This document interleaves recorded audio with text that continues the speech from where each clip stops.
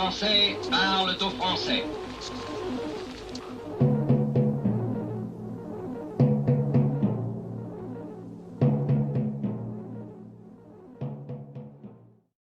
Bonjour à tous, bienvenue sur l'actualité vue par Franck Muller. Ravi de vous retrouver. Nous sommes le 14 décembre, jour de demi-finale.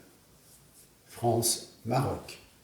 Allez, on vous met ce petit traducteur automatique. Toute l'année, on est autant français que vous, bien entendu, pour tous les avantages. Mais quand il y a un match de foot, bien entendu, on est pour le Maroc.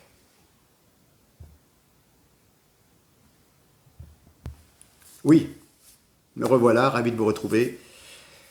Les semaines passent et repassent et l'activité est très difficile. Et quand on travaille vendredi, samedi, dimanche, il reste peu de temps pour faire des vidéos. Bref, je suis là. On va parler évidemment de toutes ces histoires de franco-marocains notamment. Je vais vous montrer ce qui s'est passé il y a fin de semaine dernière à Lyon. Dans une vidéo, on découvre de jeunes individus très excités, n'hésitant pas à taper violemment sur le véhicule d'une Lyonnaise. La conductrice filme alors la scène, ce qui semble énerver encore plus certains. L'un d'entre eux enchaîne ensuite les bras d'honneur devant le véhicule de la femme à l'arrêt tout en hurlant « Tiens, je te pine ». Regardez, on va voir. Je vais péter un câble parce que je te jure, je vais avancer.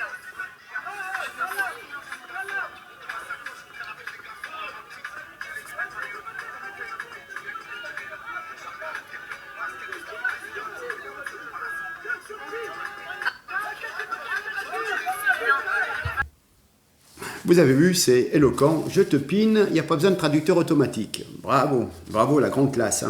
Donc, plusieurs victoires pour l'équipe du Maroc.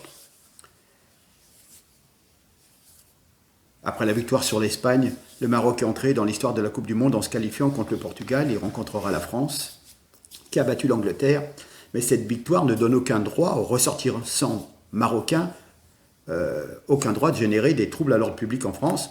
La victoire peut être célébrée de façon festive et chaleureuse, mais surtout pas avec des débordements et en cassant des voitures, en brûlant le drapeau français.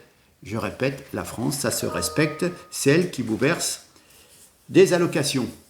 D'ailleurs, on vit dans un pays vraiment merveilleux, tu écoutes les infos le matin, tu entends à peine parler de la victoire de la France sur l'Angleterre, mais par contre, tu sais tout de suite quel autre pays s'est qualifié et que ses supporters ont célébré cette victoire partout en France, bien que ce ne soit pas le pays... que la France ne soit pas le Maroc, mais bon, faut-il encore avoir des problèmes d'audition? On va regarder d'autres images.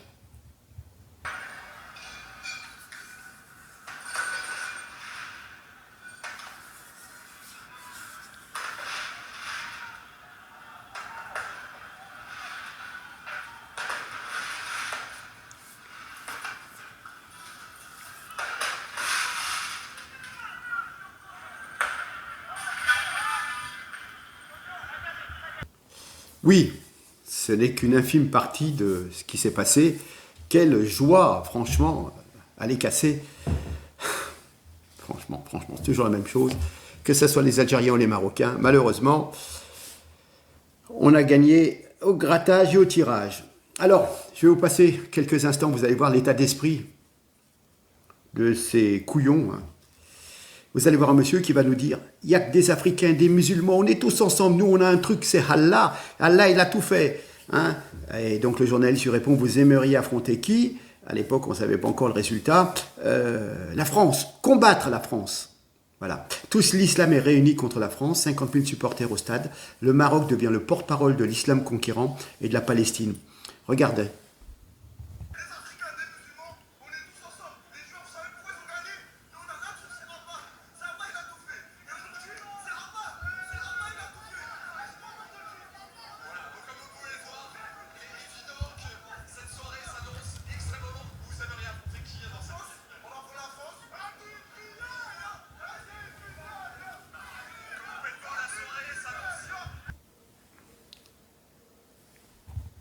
C'est quand même fantastique, le haut niveau d'intelligence.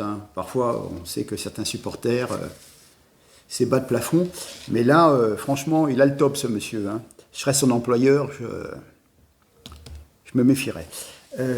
Quand on voit que Gérald Darmanin relativise les violences commises lors du Maroc-Portugal à Paris, il y a eu 3 vitres qui ont eu des bris de glace sur les Champs-Élysées, et il nous rappelle que la majorité des interpellés étaient des Français. Les Marocains ne sont pas responsables. J'ai la liste des prénoms, je vous la donnerai tout à l'heure, des interpellés. Et vous allez voir, des bons Français de chez nous. Vous allez voir. On va regarder 30 secondes Charlotte Dornelas, toujours très intéressant ce qu'elle dit. C'est-à-dire qu'il y a la question de ça s'est pas si mal passé qui concerne les violences. Alors, les mêmes dans le débat public qui nous expliquent que 40 policiers blessés pour la victoire d'une équipe étrangère, ça s'est pas si mal passé, nous expliquent que le fascisme est à nos portes quand il y a 15 militants qui déploient une banderole dans la montagne, sans l'ombre d'un blessé nulle part. C'est les mêmes qui s'inquiètent et qui là nous disent ça s'est pas si mal passé. Et par ailleurs, c'est ce que vous avez dit sur le profil des gens interpellés. L'immense majorité d'entre eux est français. Et ça, sans débordement, on peut avoir très mal au cœur de se dire que c'est la 3e, 4e génération et que l'attachement à ce pays n'existe pas. À ce pays, la France en l'occurrence. Et c'est une autre question qui là est politique, mais qui mérite d'être posée sans qu'on se fasse insulter instantanément. Et oui, triste réalité. Ce soir, c'est l'instant de vérité, France-Maroc. C'est l'équipe de l'islam contre l'équipe représentant les anciens colonisateurs, la France. Il est vraiment paradoxal de voir certains joueurs du Maghreb jouer les victimes ex-colonisées quand on sait que leurs ancêtres ont colonisé l'Espagne et une partie de la France pendant des siècles et qu'ils sont en train de prendre le contrôle démographique de parties entières de l'Europe. Regardez sur un tweet ou une publication à l'origine en anglaise d'un joueur. Ce monsieur dit « Le Maroc a abattu 3 nations européennes coloniales en 10 jours, Belgique, Espagne, Portugal. S'ils battent la France, ils gagneront quelque chose de plus grand que la Coupe du Monde partout dans le cœur des anciens colonisés. » Voilà, donc c'est quand même relativement incroyable. Et maintenant, regardez bien, ce joueur marocain publie sur ses réseaux sociaux une photo de lui, un photomontage avec un joueur espagnol sur l'épaule et le sabre Zulfikar dans la main, arme que Mahomet aurait trouvé au butin de la bataille de Badr. C'est l'emblème des corsaires de Salé au Maroc qui capturaient les esclaves européens au cours des fameuses razzias. Voilà l'état d'esprit de ces gens. Fantastique, hein, cet état d'esprit, franchement, voilà. Hein. Ça me fait doucement rigoler de voir l'alliance du Maghreb, hein, quand je vois la Tunisie, l'Algérie se mobiliser derrière le Maroc, alors qu'ils ne peuvent pas se voir, qu'ils sont à la limite de la guerre. Hein, Maroc, Algérie, il y a des problèmes avec le Sahara occidental. Voilà, hein, c'est comme si l'Ukraine et la Pologne soutenaient la Russie. Vous voyez à peu près? Eh bien non, dans la mesure où c'est contre un pays pseudo-chrétien, occidental, et tous contre lui. Hein, voilà. Le foot, c'est devenu de la géopolitique, l'opposition du Sud contre le Nord, le Sud avec son explosion démographique et aussi religieuse musulmane, contre l'hémisphère Nord, soi-disant chrétienne et bien sûr vieillissante. D'ailleurs, il est bon de rappeler qu'une petite dizaine de Marocains de l'équipe sont binationaux et ont appris à jouer souvent grâce aux structures des clubs français. Voilà, hein.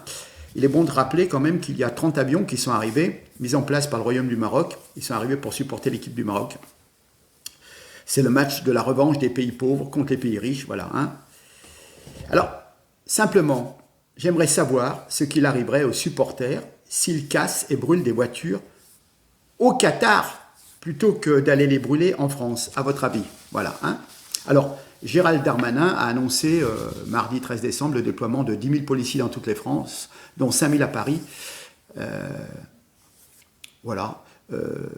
Une grande partie des portes du périphérique seront sans doute fermées dès 18h30, de même que plusieurs stations de métro et de RER. Hein, voilà, hein.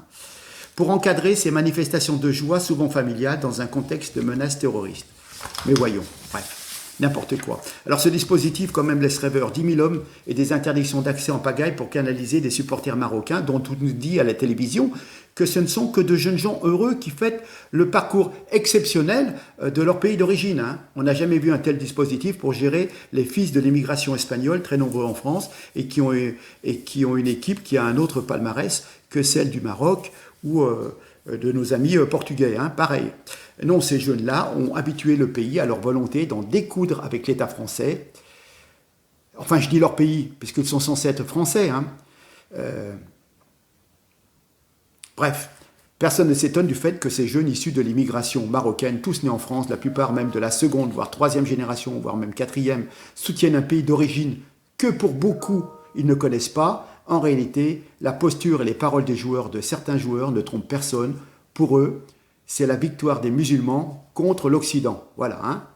Cette victoire appartient à tout le peuple marocain, à tous les peuples arabes et à tous les peuples musulmans du monde. Mais voyons, le décor planté, on a à peine à croire que cela se cantonne à un simple jeu de foot. Le foot sert de symbole par-delà le sport à une forme de revanche, sinon de guerre, contre l'Europe et la France colonisatrice. Voilà. Cela se transforme en un affrontement politique, idéologique et culturel pour une fraction importante de la population.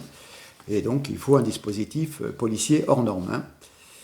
Darmanin, encore bien présent à l'esprit, le fiasco retentissant au Stade de France avec un débordement massif des dispositifs de sécurité ayant débouché sur le détroussage violent et en règle de nombreux supporters étrangers.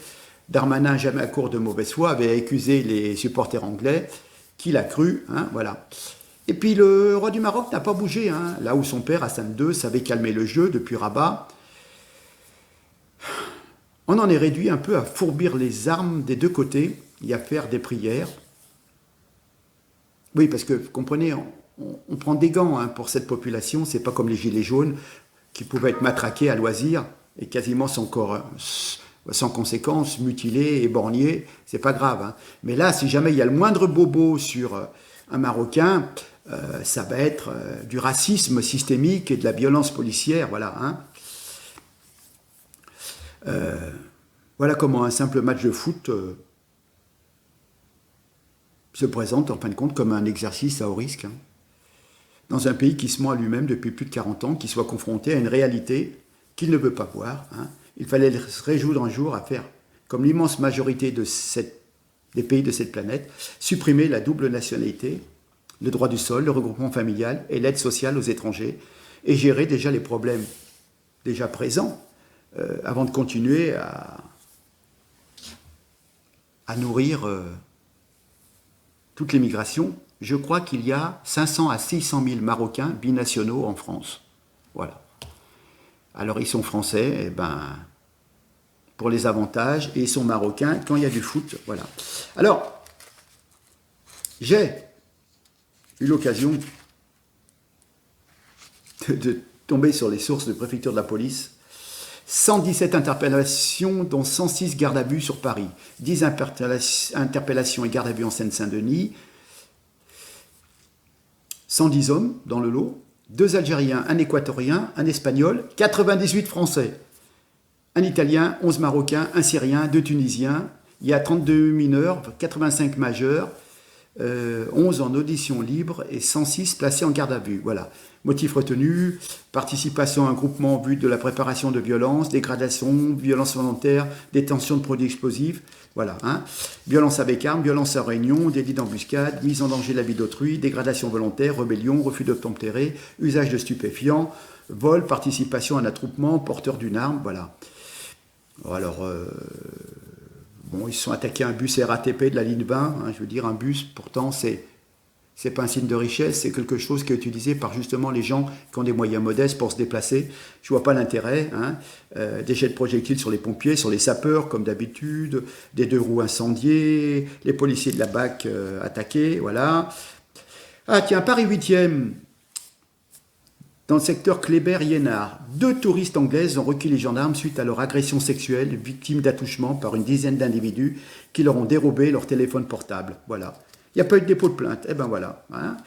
Des supporters marocains ont sauté sur des véhicules en circulation. J'ai vu moi-même des images où on voyait des supporters marocains qui grimpaient sur le toit de la voiture de la police. Tout va bien, le respect. Voilà. C'est très bizarre parce qu'on me parlait de 40 policiers blessés et il y aurait un policier de la BAC blessé au genou, un autre à la cheville, 23 tirs de LBD, etc. etc.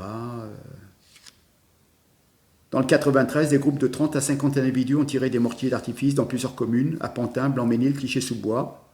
Voilà. Champigny, des tirs de mortier. Donc, 9 dévérés, 24 classements, 11-24, des rappels à la loi. Bla. Il y avait même une QTF. Voilà. Alors, vous voyez, l'écrasante majorité des Français placés en garde à vue sont jeunes, domiciliés en Île-de-France, seulement 6 à Paris, et d'origine étrangère. Vous voyez, c'est la banlieue qui vient foutre le bordel à Paris. D'origine étrangère, africaine, nord-africaine, et née en Île-de-France, au Maroc ou en Algérie. Voilà. Alors, parmi les prénoms des 106 interpellés, Zinedine, Yassine, Marwan, Mourad, Zakaria, Kaiser, Ayman, Emin, Hamza, Abou Sofiane, encore un Hamza, Youssef, Bilal, Youssouf, Abdelbazit, Othman, Haroun, Youssef, Mohamed, Pierre, Brandon, Nazim, Dylan, Abdallah, Ilyes, Mohamed, Oumar, Xavier, Bardara, Méli, Moussa, Sami, Christian, Ayoub, Haïtem, Elias, Celia, Younes, Jordan, Bouhar, Wissem, Slim, Gan, Mehdi, Mathieu, Djibril, Ayoub, Nassim, Yas, Marwan, encore, Belgassem, Mercis, Yassine, Ibrahim, Asdin, Anas, un Jérémy, Ayoub, Emmanuel, voilà, Walid, Marwan, Mamadou, Hamza, Youssouf, Okon, Wesley, Wissem, Lamine, Sofiane, Wassim, Ayoub, encore, Abdallah, Mohamed, Badara, Oumar, Slim, Souab, Heyman, Hassan, Hamza, encore, Youssef, bref, un Christian, tiens, un Jérémy, voilà. Non, pas d'amalgame, hein. Pas de généralisation, pas de stigmatisation. Les faits, les statistiques, c'est tout. Un point. Vous voyez, l'amour de la France, l'amour de la main qui te donne à manger, ça n'existe pas. Ôtez-vous cela de l'esprit. Rappelez-vous du monsieur avec son sabre, c'est quand même un petit peu givré. Voilà, je vous laisse, je vous remercie. On va voir ce soir. Planquez vos voitures, hein, on ne sait jamais quand même, parce que de toute façon, ces gens-là, c'est ça le problème en fin de compte. Ils perdent, ils manifestent et ils cassent, mais ils gagnent, ils manifestent et ils cassent aussi. Vous voyez ce que je veux dire? Parfois, il peut y avoir des attroupements de gens qui sont, comment dire, mécontents de l'arbitrage, parce qu'il y a eu une faute, un penalty refusé, alors certains esprits s'échauffent. Ça, je veux bien le comprendre. Quand on s'estime qu'un match a été volé, ok. Mais là, c'est flagrant, quoi. Je veux dire, il gagne 3 fois de suite, il casse. C'est bon, quoi. Arrêtez. Allez casser à Rabat. Vous verrez comment la police va se comporter avec vous. Hein? On est d'accord? Allez. Sur ce, messieurs, dames, je vous remercie. Je vous dis à très bientôt. Et puis, n'hésitez pas à partager, vous m'aiderez énormément. Encore merci. À bientôt. Au revoir.